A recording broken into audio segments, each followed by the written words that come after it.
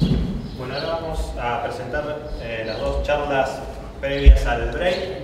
Viene Horacio Bella, que trabaja en proyectos vinculados al Internet desde 1999. Trabaja en diseño de interfaces y hace desarrollo de frontend. Nos va a contar un poco sobre su emprendimiento, que es el diario Porven, y cómo llevarlo adelante con las tecnologías de hoy en día para ahorrar dinero. Bueno, mi nombre es Horacio Bella y, como dice ahí, soy el director de diario Porven.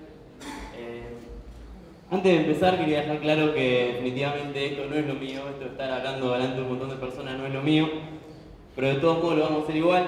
Tengo 28 años y hace desde el año 1999 que trabajo en proyectos relacionados a Internet. No hace falta ser Adrián Paenza para darse cuenta que en ese momento yo era muy chico y que Internet era un lugar muy distinto al que es ahora. Y en ese momento, a modo de pasatiempo, de hobby, había empezado con la idea de hacer sitios de Internet, de hacer eso que a mí tanto me había fascinado en ese momento. Y empecé a aprender un montón de cosas que necesitaba para eso: HTML, CSS, diseño, desarrollo, programación. Y un montón de cosas que necesitaba para poder hacer eso. De a poco ese pasatiempo se fue convirtiendo en un negocio para mí y me llevó a tomar la decisión en el año 2007 de dejar la facultad. Yo estaba estudiando comunicación social, estaba en tercer año, me iba bastante bien, me gustaba la carrera, pero sentía que no estaba haciendo lo que yo tenía ganas de hacer y no estaba dedicándome a ninguna de las dos cosas. O sea, no estaba trabajando todo el tiempo que yo quería y no le estaba dedicando a la facultad todo el tiempo que me requería. Entonces, en ese momento decidí dejar la facultad. Para el año 2008, con un socio, con Germán Ferrari, decidimos crear View, una agencia donde diseñamos y desarrollamos sitios de Internet y donde llevamos hechos más de 200 proyectos ya. Y por mi parte también trabajé en proyectos también sobre Internet para la Presidencia de México, para el Gobierno de Santa Fe y para la Municipalidad de Rosario. Les cuento todo esto como para decirles que hice muchos sitios de Internet en mi vida y para empezar a responder un poco la pregunta que se deben estar haciendo ustedes ahora de por qué este chabón está ahí adelante hablando sobre lo que hace si dijo que iba a hablar sobre periodismo digital. Y es para dejarles claro que el enfoque sobre periodismo digital que voy a dar está más del lado de lo digital que de lo de periodismo. Yo no soy periodista, no sé qué enseña en la escuela de periodismo y más precisamente mi interés por el periodismo nació cuando empecé a sentir un adulto, más o menos desde que tengo esta barba, y desde que empecé a sentir esa necesidad de estar informado. Sentía que era algo que me servía muchísimo a mí, que era una herramienta que tenía cerca, que tenía fácil y que era gratis. Así que desde hace muchos años la mayoría de mis días empiezan de la misma manera. Yo me levanto, me hago una taza de café, me siento delante de la computadora y empiezo a abrir pestañas. Un montón de pestañas, cada una con un medio. Diarios locales, diarios nacionales, diarios internacionales. Bueno, y además las redes sociales hoy en día aportan una cuota de noticias que también considero, o que los algoritmos consideran que yo tengo que leer. Es así que después de más o menos una hora y un poco más, sentía que había terminado con lo que quería hacer, quería informarme, pero tenía una sensación muy rara. Sentía que me había tomado demasiado tiempo, una hora era demasiado tiempo para hacer todo eso que yo tenía ganas de hacer, y además sentía que la experiencia de haber consumido esa información no era una experiencia positiva. Y de a poco fui identificando por qué no era una experiencia positiva y quiero mostrarles algunos de esos factores que yo considero que son resultado de una mala relación entre la tecnología y el periodismo. El primero es la forma de redacción. Lo tengo que anotado para no olvidarme de ninguno. Y lo primero que quería comentarles era la forma de redacción. Yo considero que la estructura de pirámide invertida no es lo mejor para comunicar una noticia a través de Internet. En esta noticia en particular, solamente o básicamente se tenían dos datos: la cantidad de dinero que se había robado y el lugar a donde había sucedido. Con esos dos datos decidieron que hacer una noticia en forma de una crónica, y en amarillo aparecen la cantidad de veces que mencionaron el dato de la cantidad de dinero que había sido robado, o sea, 4 veces, y mencionaron 3 veces la cantidad de, o más precisamente, mencionaron 3 veces el lugar donde había sucedido. Yo creo que esos 2 datos que tenían para comunicar no era la mejor forma de hacerlo de esta manera. Después, otro de los factores que considero que es una mala relación entre el periodismo y la tecnología es el tema del clickbaiting. Que por ahí ustedes muchos no deben conocer la definición, pero básicamente es esto. Es cómo a través de la formación de un título en particular, los medios tratan que nosotros desde las redes sociales vayamos a la noticia en particular. Generalmente con contenido de este tipo. Dice, contactó a varias adolescentes por Facebook y no podrás creer lo que sucedió. Este es un ejemplo, pero obviamente la mayoría de los medios lo hacen. En algunos casos tratando de generar una especie de suspenso o de misticismo sobre la noticia que nos quieren contar para despertar ese especie de gancho psicológico para que nosotros finalmente queramos ingresar a una noticia que de otro modo no nos interesaría o no entraríamos a verla. Tiene la famosa cantante que salvó la vida de una persona en pleno vuelo. Hay un personaje, no sé si lo vieron, de Capusotto que se llama Jorge Suspenso, que le agrega suspenso a situaciones de la vida cotidiana que generalmente no lo tienen. Yo siento que esto es lo que pasa muchas veces cuando hacen este tipo de títulos. Dice, el famoso director vino a Rosario a filmar la vida de Messi. El realizador ya concretó algunas entrevistas y la familia de Leo aprueba la iniciativa. El rodaje comenzará en febrero próximo. Entérate quién es. Claro. No podás creer el gol que se dio en la cancha argentina. Esto también es otra de las cosas que hacen. Es tratar de volver el contenido que tienen para presentarnos en algo increíble. Que generalmente no es algo increíble, es un gol de mitad de cancha que, bueno, debemos haber visto mucho nosotros. Y por ejemplo, este tipo de títulos. No vas a creer lo que habita en su oído. No vas a poder creer quién se separó. No vas a creer lo que hace este perro y demás. Al fin y al cabo era un perro con un gorro parado en 2 patas, no está de otro mundo. Yo considero que esto es uno de los factores que terminan afectando al periodismo en su relación con la tecnología, porque modifican uno de los elementos principales del elemento periodístico que es el título. Y después quería pasar también al tema de las plataformas en las que se presenta esta información. Yo considero que si el fin de un medio digital es el de presentar información o contenido para que nosotros lo podamos consumir, el trabajo de diseño que tiene que estar por detrás de eso tiene que tratar de fomentar o de facilitar eso. O sea, el diseño tiene que hacernos más fácil a nosotros la posibilidad de consumir ese contenido. Y siento que muchos de los medios digitales hoy en día lo que hacen es complicar todo eso. El único objetivo que tienen es ¿cómo voy a hacer para meterle más publicidades o más banners a esta página? Muchas veces cuando ingresamos por primera vez a un sitio o un diario online, lo primero que vemos es esto. Esta es la portada de un montón de los diarios online de ahora, una publicidad que tenemos que cerrar para finalmente ir al contenido. Y otro de los factores en cuanto a la plataforma es el tema de la optimización y el desarrollo. Si nosotros tenemos solamente 10 minutos en el día para consumir noticias, que es el trayecto que vamos desde nuestra casa hasta el trabajo en colectivo, y queremos aprovechar esos 10 minutos para consumir noticias en nuestro teléfono, hay algo que tiene que ser básico y es que esa información cargue rápido. Obviamente, mucho más en un lugar como en Argentina, donde las conexiones 3G no son tan buenas. No podemos pasar la mitad del tiempo que tenemos frente a una pantalla en blanco esperando que la información cargue. Y mucho menos una vez que esa información cargue, que se vea, por ejemplo, de esta manera. Tiene que estar optimizado para que nosotros podamos consumir el contenido de una mejor manera, que sea más atractivo para verlo. Otro de los factores es cuando la información que nosotros tenemos disponible en un medio digital termina siendo la información que fue generada para el diario de papel. Yo creo que esa información que fue generada para el diario de papel, que fue recortada o rellenada para caber dentro de una grilla, llevarla al mundo digital me parece que es un desperdicio.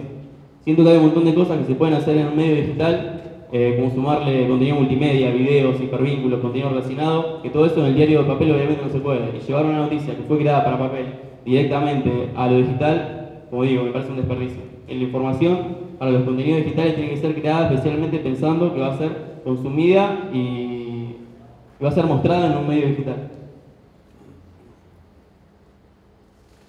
Otro de los puntos, por ahí que tampoco quiero hacer, no quiero hacer demasiado hincapié, es que uno de los factores que vuelve que para nosotros sea más difícil o una experiencia menos positiva consumir la información es saber desde qué punto nos están contando las noticias.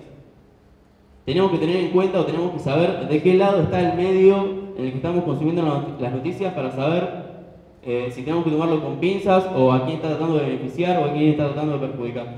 Creo que eso vuelve también el consumir las noticias un poco más difícil. Y como último punto, para no irme ya por las nubes, por las ramas sería en realidad, el tema de la selección del lenguaje y las estrategias comunicativas que tienen los medios.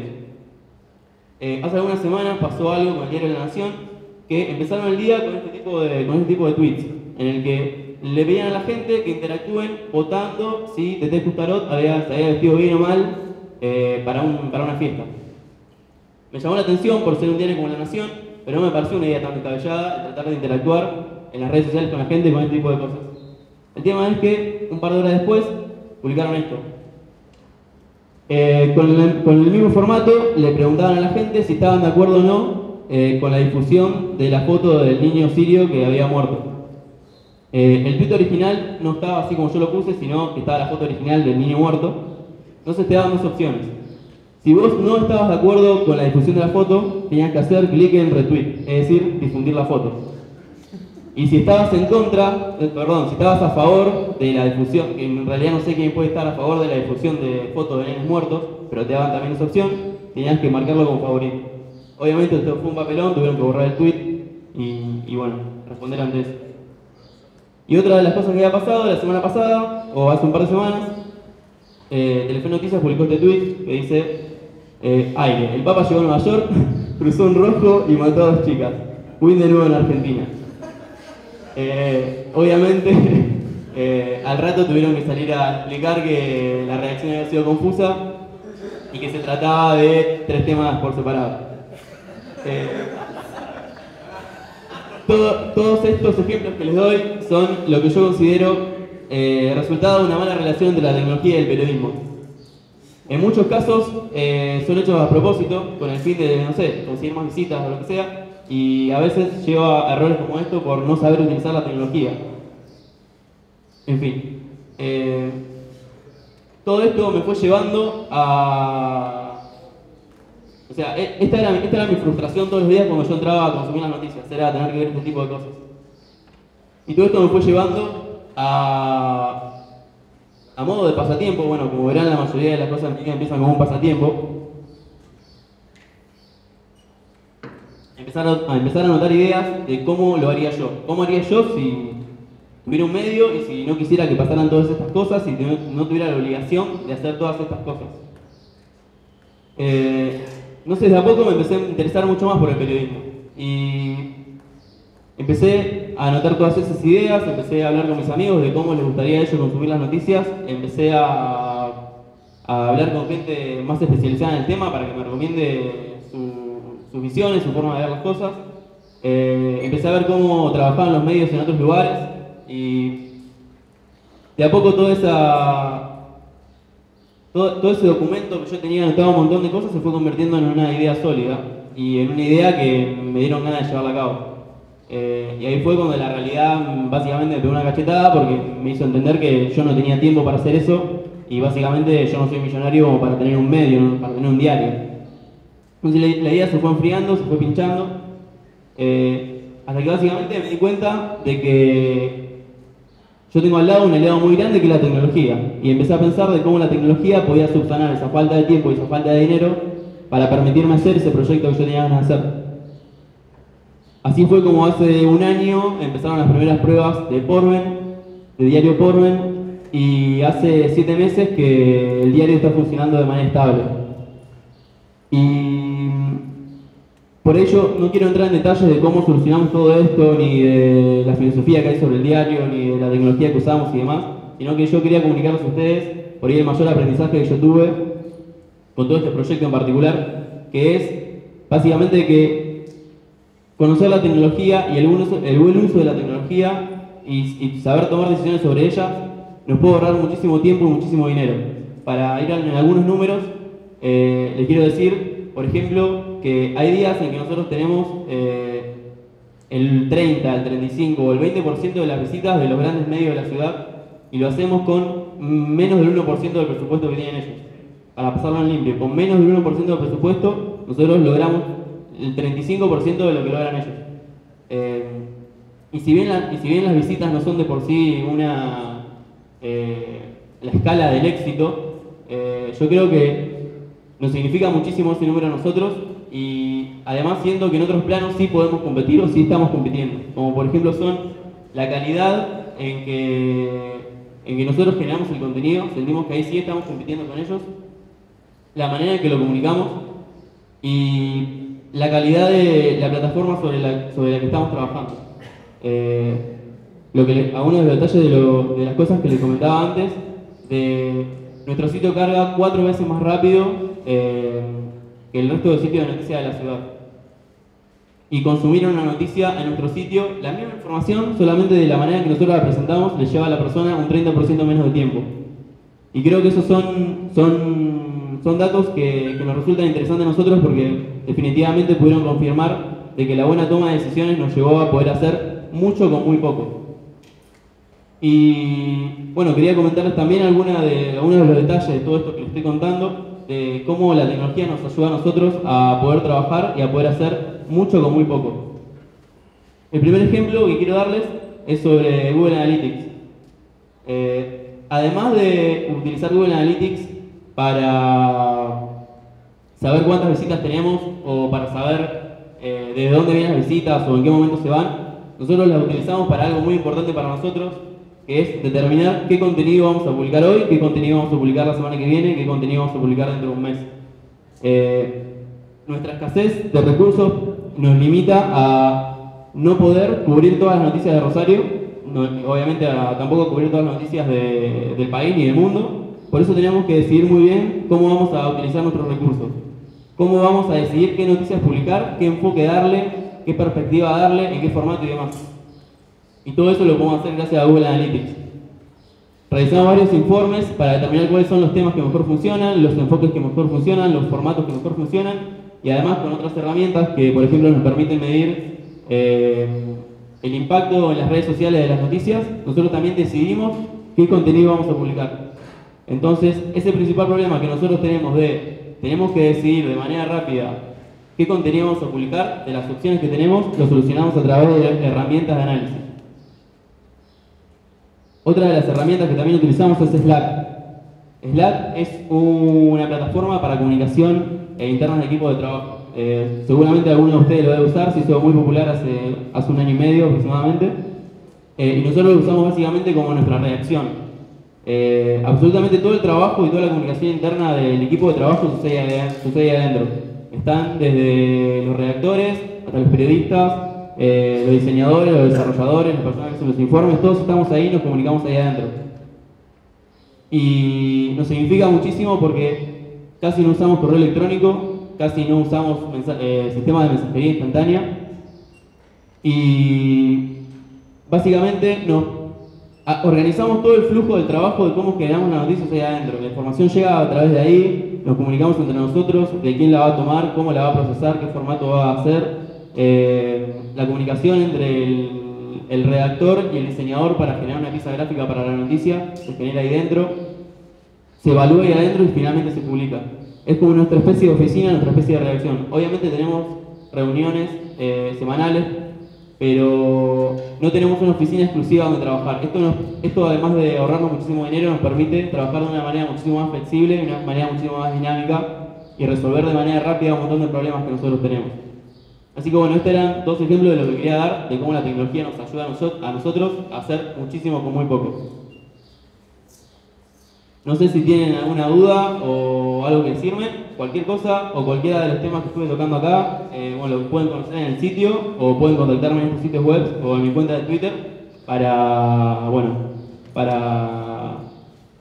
lo que sea. Así que bueno, no sé si tienen alguna pregunta o algo que quieran decir. Sí.